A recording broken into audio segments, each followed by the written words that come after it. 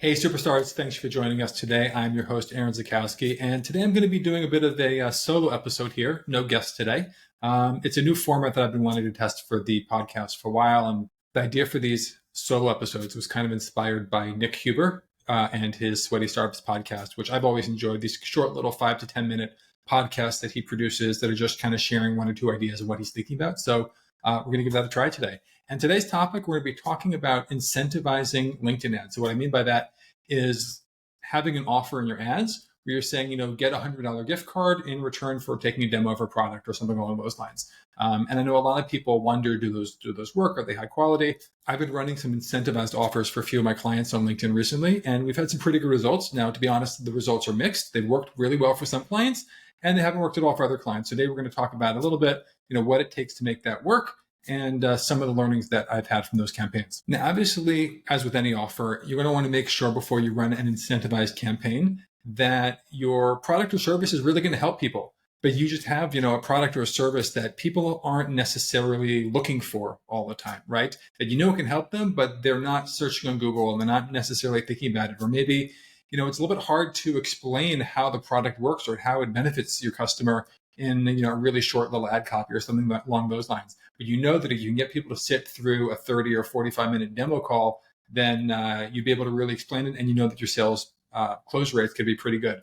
In those situations, it can work really well just to get that ICP or ideal customer prospect just to come and take a call. If you need to pay them to do it, then by all means, I think you should do that. Now, in general, the strategy is going to work best if you've got a larger or at least a mid-market annual contract value. So I would say on a very minimum, in order to try this, you want to be making sure that you've got a $10,000 annual contract value, ideally even more, and that your sales team expects a pretty good close rate if you can get qualified people onto a call. Now, when it comes to the incentive they're actually going to give with any offer, it really depends on who you're trying to attract to get onto a sales call. So in many cases, we've had success for some of my clients where we've run just, $100 Amazon gift card, but we've also considered, what if we did $50? What if we did $200? What if we did an Uber Eats or Postmates card? What if we gave money to charity on their behalf and let them choose from a list of charities? There's a lot of different ways that this type of thing can work. In fact, I was even thinking, it's similar to, the old timeshare model that people used to give,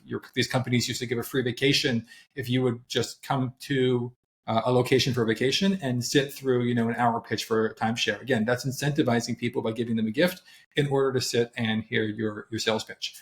So depending on the seniority of the person you're trying to get onto a demo call, you're going to have to think about what type of incentive is going to work best with them. Obviously, CEOs, founders, lawyers, people who value their time very high and are very busy, you're going to need to incentivize them more. And maybe it's not even going to work with them. But if you're looking for, mid-range managers, directors, even VPs and other CXOs, we've seen this work really, really well. I'll tell you from my experience in trying this out for a B2B SaaS company, it works extremely well. And then to be honest, I've tried it for an accounting firm as well. And, in the first couple of tests, we did not get very many results at all, which was quite surprising. Now, obviously, it's true that some people will just take advantage of the offer and just want to take a call in order to get their the gift card. Now, the first way to avoid that type of situation is make sure that within your ad copy and the landing page people are going to sign up with, that you've put eligibility criteria, that you've told them, in order to be eligible for this, you must have such and such seniority with this job function at a company with at least, a certain amount of revenue or employee headcount or something along those lines.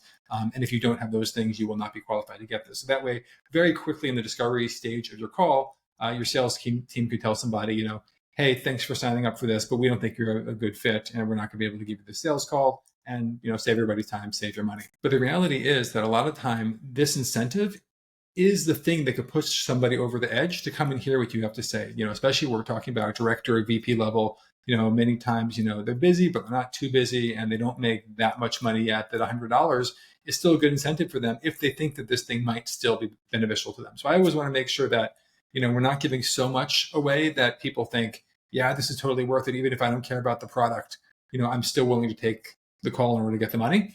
But we wanted to kind of be on that border so that they're like, yeah, this sounds like it might be interesting anyways. And what the heck, let me take the demo call and let me not get lazy about it.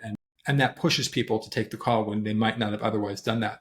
And the fact is, it really can lead to a lot of real sales and closed won deals. In fact, one of my clients was telling me a story recently that, they had a prospect that came to them and said they were considering my client as well as another competitor of theirs.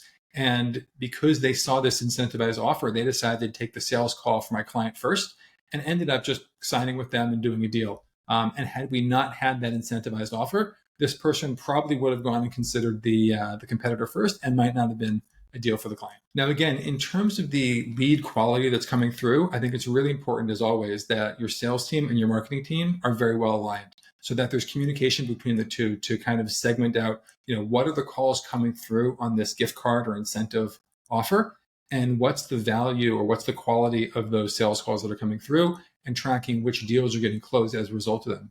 I know there's often a concern that giving away this extra $100 might just be expensive. I mean, you're thinking about adding $100 on top of your existing cost per lead within an ad campaign. But the thing I want you to think about is that in many cases, by having this incentive added onto your offer, you're actually going to reduce your cost per lead. And in many cases, you're going to reduce your cost per lead by even more than the amount that you're giving away in the gift card. So if you think about it this way, let's say you're doing a $500 cost per lead, as your default, right?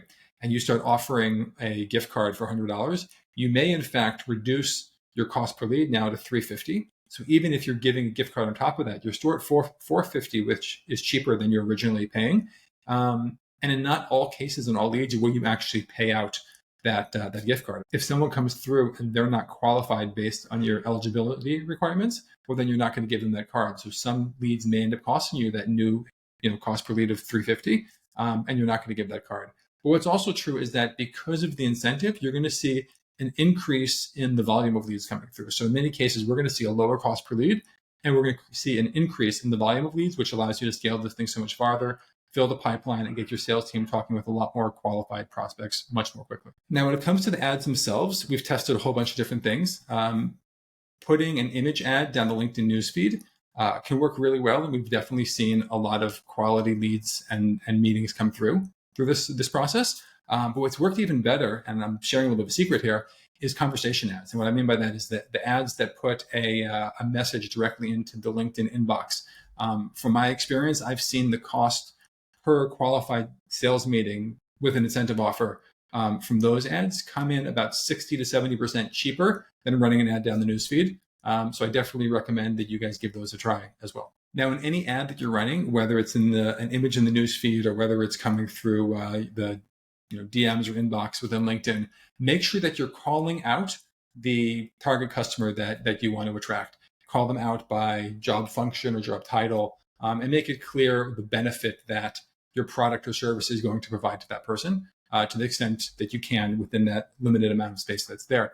And the reason for that, again, is that you don't want somebody coming simply because they want to get the free gift card. You want somebody coming because they're reading at least what they can know about your product or service in that space with an ad, and think that, yeah, this might be something I could benefit from and provide me value. So yeah, I think it's worthwhile to give a little bit of my time, and they're going to just be pushed over the edge, hopefully, by the gift card offer. Now, the great thing that I always love about LinkedIn ads is how specific and how focused you can target in on your ideal customer persona, right? So make sure if you're giving this offer that you're really targeting really tight, because you will get a pretty good conversion rate or acceptance rate on this offer. And you don't want to be giving away gift cards to people that are lower seniority. So for example, if you only want to talk to a director and above, make sure that you're not targeting managers and senior and things like that, because those lower level employees will generally be making less money and will be much more interested in taking you up on that offer and signing up for, a meeting for $100.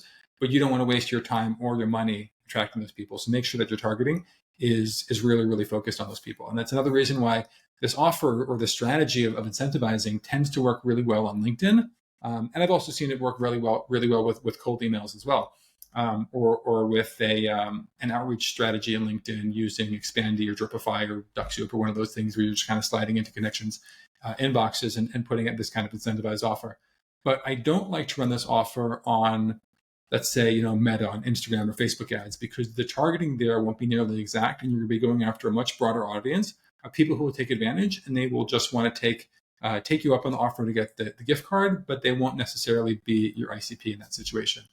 It can work in retargeting though on Meta, as long as you're really tight in terms of making sure you're getting the most qualified leads coming through based on different signals that you have available to you over there. All right, so that's what I got for you today. Those are just a few of my thoughts about incentivized or gift card offers with LinkedIn ads. If you've got any questions about it, would love for you to reach out via email or hit me up on LinkedIn, and I could share some more information with you as well. But that's the episode. Hope you enjoyed this new format of a solo episode where I'm just sharing a couple of my thoughts from being in the trenches and working with B2B companies as a fractional CMO and media buyer. And hope you got value out of this tactic or strategy of using incentivized ads.